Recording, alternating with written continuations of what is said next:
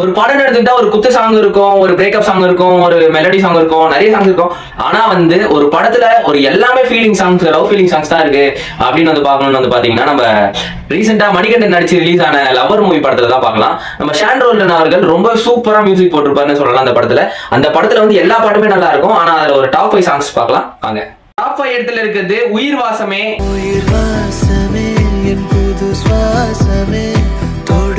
Top 4 இடத்துல இருக்குது விலகாத.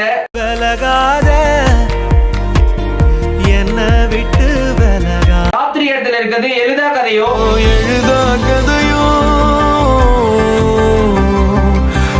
டாப் 2ல இருக்கிறது உசுர உருவி. இதுதான் இனி நிஜமா வலிதா. டாப் 1 இடத்துல இருக்குது தேன் சுடரே.